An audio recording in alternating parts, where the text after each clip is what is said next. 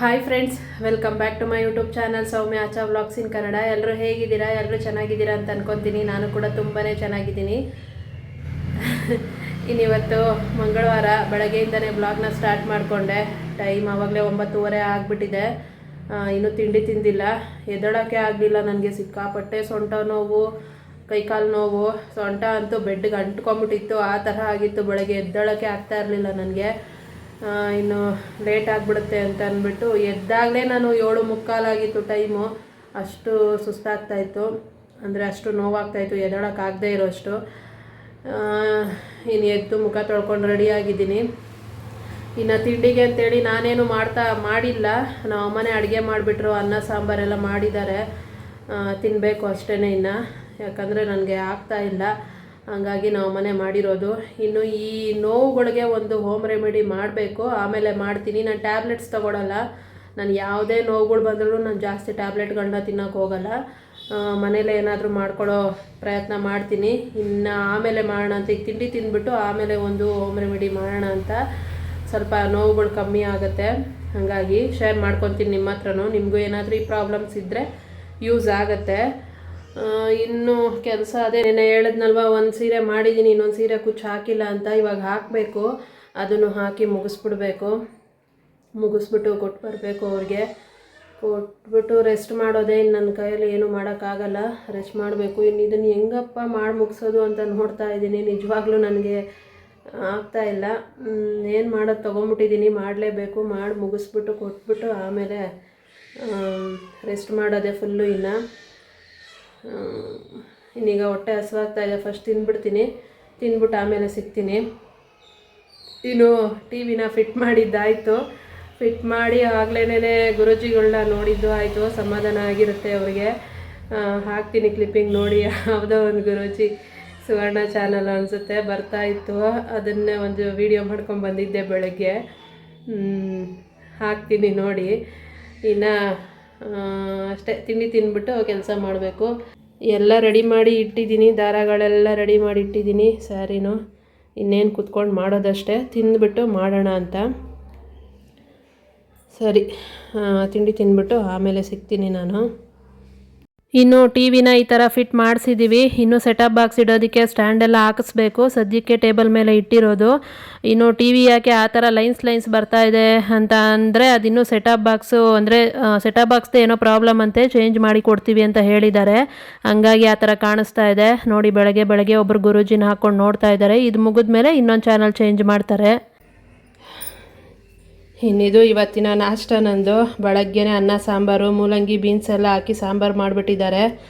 ಅನ್ನ ಮೇಲೆ ಸ್ವಲ್ಪ ತುಪ್ಪ ಹಾಕ್ಕೊಂಡಿದ್ದೀನಿ. ನಂಗೆ ಬಿಸಿ ಅನ್ನಕ್ಕೆ ತುಪ್ಪ ಹಾಕ್ಕೊಂಡು ತಿನ್ನೋದು ಅಂದರೆ ಸಿಕ್ಕಾಬಟ್ಟೆ ಇಷ್ಟ. ಅದಕ್ಕೇನೆ ಈಗ ತಿಂಡಿನ ಮುಗಿಸ್ಕೊಬೇಕು. ತಿಂಡಿ ಏನು ಊಟನೇ, ಬೆಳಗ್ಗೆ ಅನ್ನ ಸಾಂಬಾರು. ಏನು ಮಾಡೋಕ್ಕಾಗಲ್ಲ, ಒಂದೊಂದು ಸರಿ ಹಿಂಗಾಗುತ್ತೆ. ನಮ್ಮ ಅಮ್ಮನಿಗೂ ಸ್ವಲ್ಪ ಹುಷಾರಿಲ್ಲ, ಅವ್ರಿಗೂ ಕೂಡ ಸುಸ್ತು ಎಲ್ಲ ಆಗ್ತಾಯಿದೆ. ಹಂಗಾಗಿ ಒಂದೇ ಸಲ ಅಡುಗೆ ಮಾಡಿದ್ದು. ಇನ್ನು ತಿಂಡಿ ಅಡುಗೆ ಒಂದು ಸರಿ ಮಾಡ್ತಾ ಕೂತ್ಕೊಳ್ಳೋಕ್ಕಾಗಲ್ಲ. ಹಂಗಾಗಿ ಒಂದೇ ಸರಿ ಅಡುಗೆ ಮಾಡಿದ್ದಾಯಿತು. ಇನ್ನೀಗ ಇದನ್ನು ತಿಂದುಬಿಟ್ಟು ನಾನು ಕೆಲಸ ಮಾಡ್ಕೊಬೇಕು. ಅವರು ಕೂಡ ತಿಂದ್ಬಿಟ್ಟು ಕೆಲಸ ಮಾಡ್ತಾರೆ. ಸರಿ, ತಿಂದ್ಬಿಟ್ಟು ಆಮೇಲೆ ಸಿಗ್ತೀನಿ ನಾನು. ಹಾಯ್ ಫ್ರೆಂಡ್ಸ್, ಆವಾಗಲೇ ಹೇಳಿದ್ನಲ್ವಾ, ಈ ಪೀರಿಯಡ್ಡು ಪೇಯ್ನಿಗೆ ಸ್ವಲ್ಪ ಹೋಮ್ ರೆಮಿಡಿ ಮಾಡೋಣ ಅಂತ ಅಂದ್ಬಿಟ್ಟು. ಅಂದರೆ ಬ್ಯಾಕ್ ಪೇಯ್ನು, ಸೊಂಟ, ಎಂಥ ನೋವಾದರೂ ಆಗಿರಲಿ, ಪೀರಿಯಡ್ಸಲ್ಲಿ ಬರೋದು, ಹೊಟ್ಟೆ ನೋವಾಗಲಿ, ಸೊಂಟ ನೋವಾಗಲಿ, ಕೈಕಾಲು ನೋವುಗಳು. ನನಗಿವಾಗ ಸೊಂಟ ನೋವು ಮತ್ತು ಕೈಕಾಲು ನೋವು ಬರ್ತಾ ಇರೋದು. ಹಾಗಾಗಿ ಇವಾಗ ಈ ಹೋಮ್ ರೆಮಿಡಿನ ಮಾಡೋಣ ಅಂತ. ಬರೀ ನೋವುಗಳಿಗೆ ಅಂತಲ್ಲ, ಪೀರಿಯಡ್ಸ್ ಟೈಮಲ್ಲಿ ಗ್ಯಾಸ್ಟ್ರಿಕ್ ಕೂಡ ಜಾಸ್ತಿ ಆಗುತ್ತೆ. ಹಾಗಾಗಿ ಊಟ ಕೂಡ ಸೇರಲ್ಲ ನಮಗೆ ಸರಿಯಾಗಿ. ತುಂಬಾ ಗ್ಯಾಸ್ ರಿಲೀಸು ಆಗ್ತಾ ಇರುತ್ತೆ. ಅವಾಗ ಕೂಡ ಇದನ್ನು ಮಾಡ್ಕೊಂಡು ಕುಡಿಬೇಕು. ಅದು ಕೂಡ ತುಂಬಾ ಹೆಲ್ಪ್ ಆಗುತ್ತೆ. ಅದಕ್ಕೂ ಕೂಡ ಚೆನ್ನಾಗಿರುತ್ತೆ. ಇನ್ನು ಓವರ್ ಬ್ಲೀಡಿಂಗು ಕೂಡ ಆಗ್ತಾ ಇರುತ್ತೆ ಕೆಲವರಿಗೆ. ಆವಾಗ ಕೂಡ ಇದನ್ನು ಕುಡಿದ್ರೆ ಒಳ್ಳೆಯದು. ಮತ್ತು ತುಂಬ ಬ್ಲೀಡಿಂಗ್ ಆದಾಗ ತುಂಬ ಬ್ಲೀಡಿಂಗ್ ಸ್ಮೆಲ್ ಕೂಡ ಬರುತ್ತೆ. ಅವಾಗ ಒಂಥರ ವಾಮಿಟ್ ಬರೋ ಥರನೇ ಆಗುತ್ತೆ ಬಾತ್ರೂಮ್ಗೆ ಹೋದಾಗೆಲ್ಲನೂ. ಆ ಥರ ಅದನ್ನು ಕೂಡ ಅವಾಯ್ಡ್ ಮಾಡೋದಕ್ಕೆ ಇದು ಒಳ್ಳೆಯದೇನೆ. ಈಗ ಸದ್ಯಕ್ಕೆ ನನ್ನ ಹತ್ರ ಒಂದು 4-5 ಐಟಮ್ ಇದೆ, ಅದರಲ್ಲೇ ಮಾಡ್ತಾಯಿದ್ದೀನಿ. ಅದಕ್ಕೆ ಇನ್ನೂ 1-2 ಐಟಮ್ಸ್ ಬೇಕು. ಸದ್ಯಕ್ಕೆ ಎಷ್ಟಿದೆಯೋ ಅಷ್ಟರಲ್ಲೇ ತೋರಿಸ್ತಾ ಇದ್ದೀನಿ. ಇದು ಕೂಡ ಹೆಲ್ಪ್ ಆಗುತ್ತೆ. ಯಾರಿಗಾದ್ರೂ ಈ ಥರ ಪ್ರಾಬ್ಲಮ್ಗಳು ಆಗ್ತಾನೆ ಇರುತ್ತೆ. ಯಾರಿಗಾದ್ರೂ ಏನಲ್ಲ, ಸುಮಾರು ಹೆಣ್ಮಕ್ಳಿಗೆ ಈ ಪ್ರಾಬ್ಲಮ್ಗಳಿದ್ದೇ ಇರುತ್ತೆ. ನೋವುಗಳಂತೂ ಸಿಕ್ಕಾಪಟ್ಟೆ ಬರುತ್ತೆ. ಆವಾಗೆಲ್ಲನೂ ನಾವು ಸುಮ್ಮನೆ ಮಾತ್ರೆಗಳನ್ನ ತಗೊಳಕ್ಕೆ ಹೋಗ್ಬಾರ್ದು. ನಾನಂತೂ ನಿಜವಾಗ್ಲೂ ಒಂದು ಮಾತ್ರೆನೂ ತಗೊಳ್ಳಲ್ಲ, ತಗೊಬಾರ್ದು ಕೂಡ. ಅದು ತುಂಬಾ ಹೆಲ್ತ್ಗೆ ಪ್ರಾಬ್ಲಮ್ ಆಗುತ್ತೆ ಪೀರಿಯಡ್ಸ್ ಟೈಮಲ್ಲಿ ಟ್ಯಾಬ್ಲೆಟ್ಗಳು ತಗೊಳ್ಳೋದು. ಪೀರಿಯಡ್ಸ್ ಟೈಮೇ ಅಂತಲ್ಲ, ನಾರ್ಮಲಾಗಿ ಕೂಡ ಆದಷ್ಟು ಎಲ್ಲ ಆ ನೋವು ಈ ನೋವು ಅಂತ ಸಿಪ್ಪಕ್ಕಿದ ನೋವುಗಳಿಗೆಲ್ಲನೂ ಟ್ಯಾಬ್ಲೆಟ್ಸ್ಗಳನ್ನ ತಗೊಳಕ್ಕೆ ಹೋಗಬೇಡಿ. ಆದಷ್ಟು ಮನೆಯಲ್ಲೇ ಏನಾದರೂ ಮಾಡೋದಕ್ಕೆ ಟ್ರೈ ಮಾಡಿ. ಇವಾಗ ನಾನು ಆ ಕಷಾಯನ ಹೆಂಗೆ ಮಾಡ್ತೀನಿ ಅಂತ ಅಂದ್ಬಿಟ್ಟು ತೋರಿಸ್ತೀನಿ ನಿಮ್ಗೆ. ಇವಾಗ ನೀವು ಕೂಡ ಟ್ರೈ ಮಾಡಿ ನೋಡಿ. ನಿಮಗೂ ಆ ಪ್ರಾಬ್ಲಮ್ ಇತ್ತು ಅಂದರೆ ಕಮ್ಮಿ ಆಗುತ್ತೆ, ನಿಜವಾಗ್ಲೂ ಆಗುತ್ತೆ. ನನಗಾಗಿದೆ, ಆಗುತ್ತೆ ಕೂಡ. ಅದಕ್ಕೆ ನಾನು ಮಾಡ್ಕೊಂಡು ಕುಡಿಯೋದು. ಬೆಳಗ್ಗೆನೇ ಕೂಡ ನಮ್ಮಮ್ಮ ಒಂದು ಗ್ಲಾಸ್ ಮಾಡಿದ್ರು. ಈಗ ನಾನು ನಿಮಗೆ ತೋರಿಸ್ಬೇಕು ಅಂದ್ಬಿಟ್ಟು ಮತ್ತೆ ನಾನು ತೋರಿಸ್ತಾ ಇದ್ದೀನಿ ಇದನ್ನು. ಬನ್ನಿ ಇವಾಗ ಹೆಂಗೆ ಮಾಡೋದು ಅಂತಲೂ ತೋರಿಸ್ತೀನಿ, ಏನೇನು ಹಾಕಬೇಕು ಅಂದ್ಬಿಟ್ಟು. ಸಿಂಪಲ್ಲು ಮನೇಲಿ ಅಡುಗೆ ಮನೇಲಿ ಏನೇನು ಐಟಮ್ ಇದೆಯೋ ಅಷ್ಟೇನೆ, ಜಾಸ್ತಿ ಏನು ನೀವು ಹುಡುಕಿ ತರೋ ಅವಶ್ಯಕತೆ ಏನೂ ಇಲ್ಲ. ನೀವು ಡೈಲಿ ಯೂಸ್ ಮಾಡೋ ಐಟಮ್ಸ್ ಏನೇನೆ ಮನೇಲಿ ಏನಿದೆಯೋ ಅದರಲ್ಲೇ ಮಾಡೋದು. ಸರಿ ಬನ್ನಿ ಇವಾಗ ಹೆಂಗೆ ಮಾಡೋದು ಅಂತ ನೋಡೋಣ. ಇನ್ನು ನಾನು ಕಷಾಯ ಮಾಡೋಕ್ಕೆ ಅಂತ ಇಷ್ಟು ತೊಗೊಂಡಿದ್ದೀನಿ. ಒಂದು ಅರ್ಧ ಸ್ಪೂನ್ ಜೀರಿಗೆ, ಒಂದು ಅರ್ಧ ಸ್ಪೂನ್ ಸೋಂಪು ಕಾಳು, ಒಂದು ಸ್ವಲ್ಪ ಚಕ್ಕೆ ಪೀಸು, ಒಂದಿಷ್ಟೇಷ್ಟು ಶುಂಠಿನ ಜಜ್ಜಿಬಿಟ್ಟು ಇಟ್ಕೊಂಡಿದ್ದೀನಿ. ಇದು ಕೊನೆಯಲ್ಲಿ ಹಾಕ್ಕೊಳ್ಳೋದಕ್ಕೆ ನಿಂಬೆಹಣ್ಣು ತೆಗೆದಿಟ್ಕೊಂಡಿದ್ದೀನಿ. ಇಷ್ಟು ಸಾಕಿಷ್ಟು, ಜಾಸ್ತಿ ಬೇಡ. ಹುಳಿನೂ ಕೂಡ ಜಾಸ್ತಿ ತಿನ್ನಬಾರ್ದು. ಪೀರಿಯಡ್ ಟೈಮಲ್ಲಿ ಹುಳಿ ಅಂಶ ಜಾಸ್ತಿ ತಿನ್ನಬಾರ್ದು, ಬಾಡಿಗೆ ಒಳ್ಳೆಯದಲ್ಲ. ಗ್ಯಾಸ್ಟ್ರಿಕ್ ಜಾಸ್ತಿ ಆಗುತ್ತೆ ಇನ್ನೂ ಕೂಡ. ಇವೆಲ್ಲನೂ ಕೂಡ ಗ್ಯಾಸ್ಟ್ರಿಕ್ನೂ ಕಡಿಮೆ ಮಾಡುತ್ತೆ, ಪೀರಿಯಡಲ್ಲಿ ಬರೋ ಎಲ್ಲ ಥರ ಪೇಯ್ನ್ಸ್ಗಳನ್ನೂ ಕಡಿಮೆ ಮಾಡುತ್ತೆ. ಜೊತೇಲಿ ನಾನು ಆಗಲೇ ಹೇಳಿದ್ನಲ್ಲ, ಬ್ಲೀಡಿಂಗ್ ಜಾಸ್ತಿ ಆದಾಗ ಸ್ಮೆಲ್ ಜಾಸ್ತಿ ಬರುತ್ತೆ ಅಂತ, ಅದನ್ನು ಕೂಡ ಅವಾಯ್ಡ್ ಮಾಡುತ್ತೆ. ಹಾಗಾಗಿ ನಾವು ಈ ಕಷಾಯನ ಕುಡಿಬೇಕು. ಇನ್ನು ಇದ್ರ ಜೊತೇಲಿ ಪುದೀನ ಎಲೆ ಹಾಕ್ಕೊಬೇಕಾಗಿತ್ತು. ಪುದೀನ ಇಲ್ಲ ನನ್ನ ಹತ್ರ, ಇದ್ದಿದ್ರೆ ಚೆನ್ನಾಗಿರೋದು. ಈಗ ನಾನು ಅಂಗಡಿಗೆ ಹೋಗಿ ತರೋದಕ್ಕಾಗಲ್ಲ, ಹಾಗಾಗಿ ಹೇಳ್ತಾ ಇದ್ದೀನಿ. ನಿಮ್ಮ ಹತ್ರ ಇದ್ದರೆ ಪುದೀನ ಕೂಡ ಆ್ಯಡ್ ಮಾಡ್ಕೊಳ್ಳಿ. ಆದರೆ ಅರಿಶಿನ ಎಲ್ಲ ಹಾಕೋಕ್ಕೆ ಹೋಗಬೇಡಿ. ಪೀರಿಯಡ್ಸ್ ಟೈಮಲ್ಲಿ ಅರಿಶಿನ ಅವಾಯ್ಡ್ ಮಾಡಿ. ಅರಿಶಿನ ಸಿಕ್ಕಾಪಟ್ಟೆ ಹೀಟ್ ಆಗುತ್ತೆ, ಬ್ಲೀಡಿಂಗ್ನ ಓವರ್ ಮಾಡುತ್ತೆ. ಹಾಗಾಗಿ ಅರಿಶಿನ ಅವಾಯ್ಡ್ ಮಾಡಿ. ಶುಂಠಿ ಕೂಡ ಅಷ್ಟೇ ಜಾಸ್ತಿ ಯೂಸ್ ಮಾಡಬೇಡಿ. ನಾನು ಚಿಕ್ಕ ಪೀಸ್ನ ಜಜ್ಜಿ ಇಟ್ಕೊಂಡಿದ್ದೀನಿ, ಅದಕ್ಕೆ ಇಷ್ಟಿದೆ ಅಷ್ಟೇ. ಇದು ಜಾಸ್ತಿ ಹಾಕ್ಕೊಬಾರ್ದು ಶುಂಠಿನೂ ಕೂಡ, ಹೀಟ್ ಜಾಸ್ತಿ ಆಗುತ್ತೆ. ಇನ್ನು ಕಪ್ಪು ಜೀರಿಗೆ ಬರುತ್ತೆ ಅಲ್ವಾ, ಕಪ್ಪು ಜೀರಿಗೆ ಯೂಸ್ ಮಾಡಿಕೊಂಡ್ರೆ ಅದು ಕೂಡ ಒಳ್ಳೆಯದು. ಇತ್ತು ನನ್ನ ಹತ್ರ, ಆದರೆ ಖಾಲಿ ಆಗಿದೆ ಅನಿಸುತ್ತೆ. ಇಲ್ಲ ಇವಾಗ ಅದು ಇದ್ದಿದ್ರೆ ಅದನ್ನು ಚೂರು ಹಾಕ್ಕೊತಾ ಇದ್ದೆ. ಇನ್ನು ಇದಿಷ್ಟನ್ನು ಒಂದು ಪಾತ್ರೆಗೆ 1 ಗ್ಲಾಸಷ್ಟು ನೀರು ತೊಗೊಂಡಿದ್ದೀನಿ ನಾನು. ಈ 1 ಗ್ಲಾಸ್ ನೀರು ಚೆನ್ನಾಗಿ ಕುದ್ದು ಒಂದು ಅರ್ಧ ಗ್ಲಾಸ್ ಆಗಬೇಕು, ಅಲ್ಲಿ ತನಕ ಕುದಿಸ್ಕೊಬೇಕಾಗತ್ತೆ. ಹಾಗಾಗಿ 1 ಗ್ಲಾಸ್ ನೀರು ತೊಗೊಂಡಿದ್ದೀನಿ. ಈ 1 ಗ್ಲಾಸ್ ನೀರನ್ನ ನಾನು ಈ ಪಾತ್ರೆಗೆ ಹಾಕ್ಕೊಂಡು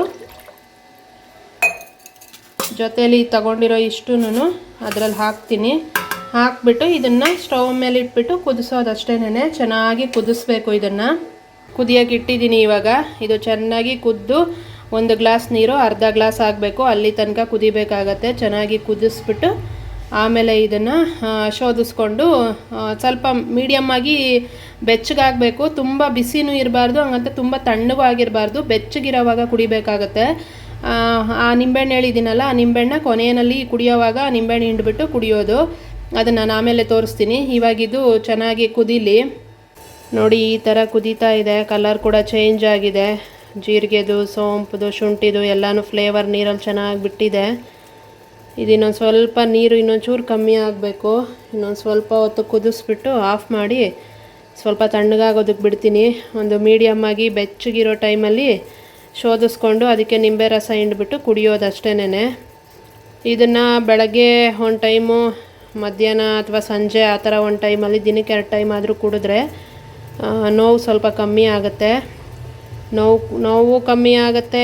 ಆವಾಗಲೇ ಹೇಳಿದ್ನಲ್ವ ನಾನು, ಗ್ಯಾಸ್ಟ್ರಿಕ್ ಪ್ರಾಬ್ಲಮ್ ಇದ್ದರೆ ಈ ಟೈಮಲ್ಲಿ ಗ್ಯಾಸ್ಟ್ರಿಕ್ ಪ್ರಾಬ್ಲಮ್ ಆಗೇ ಆಗುತ್ತೆ. ಅದೆಲ್ಲನೂ ಸ್ವಲ್ಪ ಕಮ್ಮಿ ಆಗುತ್ತೆ. ಹಾಗಾಗಿ ಇದನ್ನು ಮಾಡ್ಕೊಂಡು ಕುಡಿತಾ ಇರೋದು ನಾನು ಇವಾಗ. ಇನ್ನು ಇದನ್ನು ಕುಡಿದ್ಬಿಟ್ಟು ಆಮೇಲೆ ಇನ್ನೂ ಆ ಸೀರೆ ಮುಗ್ದಿಲ್ಲ ನನಗೆ, ಕುತ್ಕೊಳ್ಳೋಕ್ಕೆ ಆಗ್ತಾಯಿಲ್ಲ. ಹಂಗೂ ಹಿಂಗೂ ಮಾಡ್ತಾಯಿದ್ದೀನಿ. ಮುಗಿಸ್ಬಿಟ್ಟು ಒಂದು ಸ್ವಲ್ಪ ಹೊತ್ತು ಮಲಗಿಬಿಡ್ಬೇಕು ನಾನು. ಸದ್ಯಕ್ಕಿದ್ದೀನಿ, ಒಂದು ಸ್ವಲ್ಪ ಹೊತ್ತು ಕುದಿ ಬಂದಮೇಲೆ ಆಫ್ ಮಾಡ್ತೀನಿ. ಇನ್ನು ಇದರೊಳಗಡೆ ನಾನು ಯಾವುದೇ ಥರ ಬೆಲ್ಲ ಎಲ್ಲ ಏನು ಹಾಕ್ಕೊಳ್ಳೋಕೆ ಹೋಗಲಿಲ್ಲ. ಕುಡಿಯೋವು ಕೂಡ ಜೇನುತುಪ್ಪ ಎಲ್ಲ ಹಾಕ್ಕೊಂಡು ಕುಡಿತಾರೆ. ನಾನು ಅದನ್ನೆಲ್ಲ ಏನು ಹಾಕ್ಕೊಳ್ಳಲ್ಲ, ಹಂಗೆ ಕುಡಿತೀನಿ. ಅದೆಲ್ಲನೂ ಹಾಕೋದಕ್ಕಿಂತ ಹಂಗೆ ಕುಡಿಯೋದು ಒಳ್ಳೆಯದು.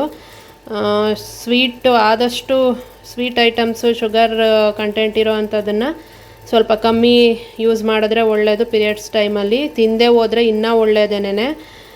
ನಾನು ಅದಕ್ಕೆ ಇದಕ್ಕೆಲ್ಲ ಅವನ್ನೆಲ್ಲ ಏನು ಹಾಕಕ್ಕೆ ಹೋಗ್ತಾ ಇಲ್ಲ, ಡೈರೆಕ್ಟಾಗಿ ಹಂಗೆ ಕುಡಿಯೋದು. ಸ್ವಲ್ಪ ಏನು ಘಾಟ್ ಥರ ಇರುತ್ತೆ ಶುಂಠಿ ಹಾಕಿರೋದ್ರಿಂದ ಪರವಾಗಿಲ್ಲ, ಒಳ್ಳೆಯದೇ ಅದು. ಕುಡಿದ್ರೆ ಗಂಟ್ಲಿಗೂ ಕೂಡ ಒಳ್ಳೆಯದಾಗತ್ತೆ. ಹಾಗಾಗಿ ನಾನು ಹಾಗೆ ಕುಡಿಯೋದು. ಇದು ನೋಡಿ ಇವಾಗ ಬೆಚ್ಚಗಾಗಿದೆ. ಇದನ್ನು ಶೋಧಿಸ್ಕೊಂಡು ನಾನು ಇದಕ್ಕೆ ನಿಂಬೆಹಣ್ಣು ಹಾಕ್ಕೊಂಡು ಕುಡಿತೀನಿ. ನಿಂಬೆಹಣ್ಣನ್ನು ಇದಕ್ಕೆ ಹಿಂಡ್ಬಿಡ್ತೀನಿ ರೀ. ಅದು ಬೀಜ ಎಲ್ಲ ಬೀಳುತ್ತೆ, ಪಲ್ಪ್ ಎಲ್ಲ ಬೀಳುತ್ತಲ್ಲ, ಶೋಧಿಸ್ಕೊಳ್ಳೋದಕ್ಕೆ ಸರಿ ಹೋಗುತ್ತೆ. ಇನ್ನು ಕಷಾಯ ಕೂಡ ರೆಡಿ ಆಯಿತು. ಶೋಧಿಸ್ಕೊಂಡು ಸಿಪ್ ಬೈ ಸಿಪ್ ಕುಡಿಬೇಕು, ಒಂದೇ ಸರಿಗೆ ಘಟ ಅಂತ ಕುಡಿಬಾರ್ದು ಅದನ್ನು. ಹಾಗಾಗಿ ಸ್ವಲ್ಪ ಬೆಚ್ಚಗಿರೋವಾಗ ಕುಡಿಬೇಕಾಗತ್ತೆ. ತುಂಬ ತಣ್ಣಗಾದರೆ ಒಂದೇ ಸಮ ನೀರು ಕುಡಿಯೋ ಥರ ಎಲ್ಲ ಕುಡಿಯೋಕ್ಕೆ ಹೋಗಬಾರ್ದು. ಸಿಪ್ ಬೈ ಸಿಪ್ಪು ಕುಡಿಬೇಕಾಗತ್ತೆ, ನಿಧಾನಕ್ಕೆ ಕುಡಿಬೇಕು. ಇದನ್ನು ದಿನಕ್ಕೆ 1-2 ಟೈಮ್ ಆದರೂ ಮಾಡಬೇಕಾಗತ್ತೆ. ಪೀರಿಯಡ್ ಟೈಮಲ್ಲಿ ಬರ್ತಾ ಇರೋ ನೋವುಗಳಿಗೆ ಒಂದು ಒಳ್ಳೆ ರೆಮಿಡಿ ಇದು. ಟ್ರೈ ಮಾಡಿ ನೋಡಿ. ನಿಮಗೂ ಈ ಥರ ಏನಾದರೂ ಪ್ರಾಬ್ಲಮ್ಸ್ ಇತ್ತು ಅಂದರೆ ಏನಾದರೂ ಹೆಲ್ಪ್ ಆಗ್ಬೋದು. ಹಾಗಾಗಿ ಶೇರ್ ಮಾಡಿಕೊಂಡೆ ಅಷ್ಟೇನೆ. ನಾನು ಮಾಡ್ತೀನಿ, ಹಾಗಾಗಿ ಶೇರ್ ಮಾಡಿಕೊಂಡೆ, ಯಾರಿಗಾದರೂ ಯೂಸ್ ಆಗ್ಬೋದು ಅಂತ ಅಂದ್ಕೊಂಡು. ಚೆನ್ನಾಗಿ ಮಲಗಿದ್ದು ಇವಾಗ ಎದ್ದಿದ್ದೀನಿ. ಆವಾಗಲೇ ಊಟ ಮಾಡಿ ಮಲ್ಕೊಂಡವಳು, ಇವಾಗ ಎದ್ದಿದ್ದೀನಿ. ಸಿಕ್ಕಾಪಟ್ಟೆ ಸುಸ್ತಾಗ್ತಾಯಿತ್ತು, ಅದಕ್ಕೆ ಚೆನ್ನಾಗಿ ನಿದ್ದೆ ಮಾಡಿಬಿಟ್ಟೆ.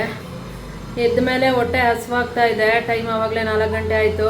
ಏನಾದರೂ ತಿನ್ನಬೇಕು ಅಂತ ಅನ್ನಿಸ್ತಾ ಇದೆ.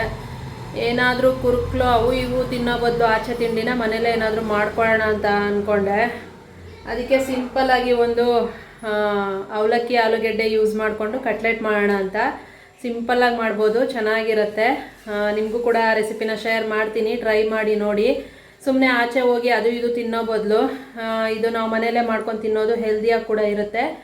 ಜೊತೆಗೆ ಆಯಿಲೆಲ್ಲ ಕಮ್ಮಿ ಹಾಕಿ ಮಾಡ್ಕೊತಾ ಇರೋದ್ರಿಂದ ಅದೇ ಹೆಲ್ದಿಯಾಗಿರುತ್ತೆ, ಆರಾಮಾಗಿ ತಿನ್ಕೊಬೋದು.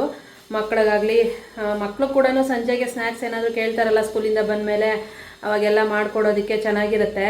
ಅದಕ್ಕೆ ಇವಾಗ ನಾನು ಏನೇನು ತೊಗೊಂಡಿದ್ದೀನಿ ಅಂತ ತೋರಿಸ್ತೀನಿ, ಹಾಗೆ ಹೆಂಗೆ ಮಾಡೋದು ಅಂತಲೂ ತೋರಿಸ್ತೀನಿ. ಈಸಿಯಾಗಿ ಮಾಡ್ಕೊಬೋದು. ಆಲೂಗೆಡ್ಡೆ ಒಂದು ಬೇಯಿಸಿಟ್ಕೊಂಡ್ಬಿಟ್ರೆ, ಅವಲಕ್ಕಿ ನೆನೆಸಿಟ್ಕೊಂಡ್ರೆ 5 ನಿಮಿಷದಲ್ಲಿ ಒಂದು 5 ನಿಮಿಷದಲ್ಲಿ ಹಾಗೆ ಹೋಗ್ಬಿಡುತ್ತೆ ಎಲ್ಲನೂ.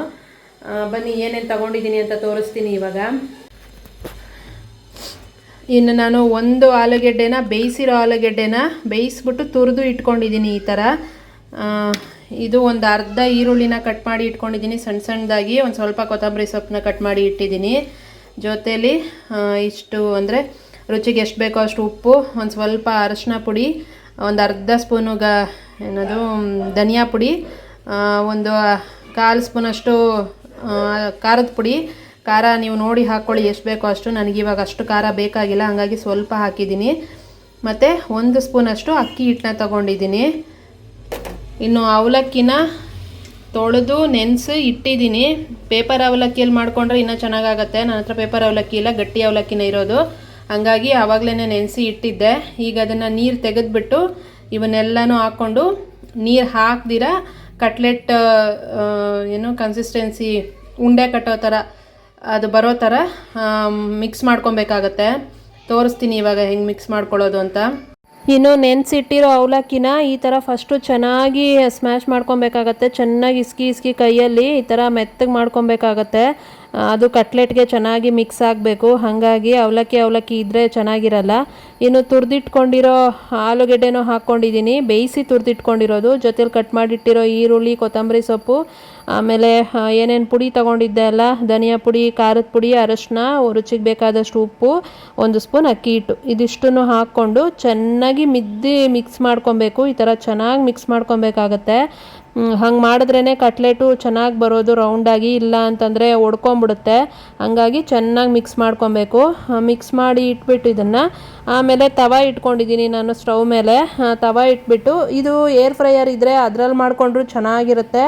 ಇಲ್ಲಾಂದರೆ ಡೀಪ್ ಫ್ರೈ ಮಾಡ್ತೀವಿ ಅಂದರೆ ಡೀಪ್ ಫ್ರೈ ಕೂಡ ಮಾಡ್ಕೊಬೋದು. ಆದರೆ ನಾನು ಈ ಥರ ತವಾ ಮೇಲೆ ಶಾಲೋ ಫ್ರೈ ಮಾಡ್ಕೊತಾ ಇರೋದು. ಒಂದೇ 1 ಸ್ಪೂನಷ್ಟು ಎಣ್ಣೆ ಹಾಕ್ಕೊಂಡಿದ್ದೀನಿ ತವಾ ಮೇಲೆ. ಅದ್ರ ಮೇಲೆ ಕೈಗೆ ಎಣ್ಣೆ ಹಚ್ಕೊಂಡು ಈ ಥರ ಒಂದು ಉಂಡೆ ಥರ ಮಾಡಿಕೊಂಡು ಕಟ್ಲೆಟ್ ಸೈಜ್ಗೆ ನಾನು ತಟ್ತಾ ಇದ್ದೀನಿ. ಈ ಥರ ಮಾಡಿಬಿಟ್ಟು ತವಾ ಮೇಲೆ ಹಾಕಿಬಿಟ್ಟು ಸಣ್ಣ ಊರಿನಲ್ಲಿ ನಿಧಾನಕ್ಕೆ ಬೇಯಿಸ್ಕೊಬೇಕಾಗತ್ತೆ. ಇನ್ನೊಂದು ಚೂರು ಮೇಲೆ ಎಣ್ಣೆ ಹಾಕ್ಕೊತಾ ಇದ್ದೀನಿ, ಜಾಸ್ತಿ ಇಲ್ಲ, ಒಂದೇ 1 ಸ್ಪೂನಷ್ಟು ಹಾಕ್ಕೊಂಡು ಈ ಥರ ಎರಡೂ ಕಡೆ ತಿರುಗಿಸ್ತಾ ಇರಬೇಕು, ಇಲ್ಲಾಂದರೆ ಒಂದೇ ಕಡೆ ಸೀದೋಗ್ಬಿಡುತ್ತೆ. ನಿಧಾನಕ್ಕೆ ನೋಡಿಕೊಂಡು ತಿರುಗಿಸಿ ಇದನ್ನು ಬೇಯಿಸ್ಕೊಬೇಕಾಗತ್ತೆ. ಒಂದು ಸ್ವಲ್ಪ ಹೊತ್ತು ಮುಚ್ಚಿಟ್ಬಿಟ್ಟು ಬೇಯಿಸ್ಕೊಂಡ್ರೆ ಚೆನ್ನಾಗಿ ಒಳಗಡೆ ಎಲ್ಲ ಬೆಂದಿರುತ್ತೆ. ಇನ್ನೇನು ಇದರಲ್ಲಿ ಹಸಿಯಾಗಿರೋವಂಥದ್ದು ಏನೂ ಇಲ್ಲ, ಆಲೂಗಡ್ಡೆ ಕೂಡ ನಾವು ಬೇಯಿಸಿನೇ ಹಾಕಿರೋದ್ರಿಂದ ಬೇಗನೆ ಬೆಂದ್ಬಿಡುತ್ತೆ. ಸ್ವಲ್ಪ ನಿಧಾನ ಉರಿಲಿ ಬೇಯಿಸ್ಕೊಬೇಕು ಅಷ್ಟೇನೆ. ನೋಡಿ ಈ ಥರ ಕಟ್ಲೆಟ್ ರೆಡಿಯಾಗಿರುತ್ತೆ. ಟೇಸ್ಟ್ ಕೂಡ ನಿಜವಾಗ್ಲೂ ಚೆನ್ನಾಗಿರುತ್ತೆ.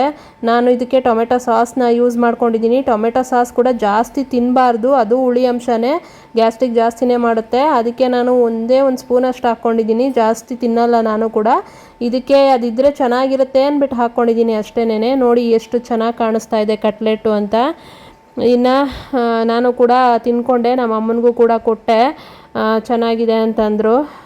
ಇನ್ನು ಆಚೆ ಹೋಗಿ ಏನೇನೋ ತಿನ್ನೋ ಬದಲು ಈ ಥರ ಮನೇಲೇ ಮಾಡ್ಕೊಂಡು ತಿನ್ನೋದು ಒಳ್ಳೆಯದು, ಹಾಗಾಗಿ ಮಾಡಿದ್ದು ಅಷ್ಟೇನೆ. ಇನ್ನು ತಿನ್ಕೊಂಡಿದ್ದು ಆಯಿತು. ಇನ್ನು ಇವತ್ತಿನ ವ್ಲಾಗ್ ಕೂಡ ಇಷ್ಟೇನೆ. ನನ್ನ ವ್ಲಾಗ್ ನಿಮ್ಗೇನಾದರೂ ಇಷ್ಟ ಆಗಿದರೆ ಪ್ಲೀಸ್ ಒಂದು ಲೈಕ್ ಮಾಡಿ, ಶೇರ್ ಮಾಡಿ, ಸಬ್ಸ್ಕ್ರೈಬ್ ಮಾಡಿಕೊಡಿ. ನೆಕ್ಸ್ಟು ವ್ಲಾಗು ಇನ್ನೂ ಚೆನ್ನಾಗಿ ಮಾಡೋದಕ್ಕೆ ಟ್ರೈ ಮಾಡ್ತೀನಿ. ಈ ವ್ಲಾಗಲ್ಲಿ ಅಷ್ಟೇನು ನನಗೆ ಮಾಡೋಕ್ಕಾಗಲಿಲ್ಲ, ಯಾಕಂದರೆ ಆಗ್ತಾ ಇರಲಿಲ್ಲ ನನಗೆ, ಹಾಗಾಗಿ ವ್ಲಾಗ್ನ ಎಂಡ್ ಮಾಡಿದ್ದು ಇಷ್ಟಕ್ಕೇನೆ. ಇದನ್ನು ಮಾಡ್ಕೊಳ್ಳೋದಕ್ಕೆ ನನಗೆ ಸುಸ್ತಾಗ್ತಾಯಿತ್ತು, ಆದ್ರೂ ಹೊಟ್ಟೆ ಹಸಿವಾಗ್ತಿತ್ತು ಅಂತ ಎದ್ದು ಮಾಡಿದ್ದೀನಿ. ಇನ್ನು ಇದನ್ನು ತಿಂದುಬಿಟ್ಟು ಮತ್ತೆ ಮಲ್ಕೊಳ್ಳೋದೇ ಕೆಲಸ ನನಗೆ.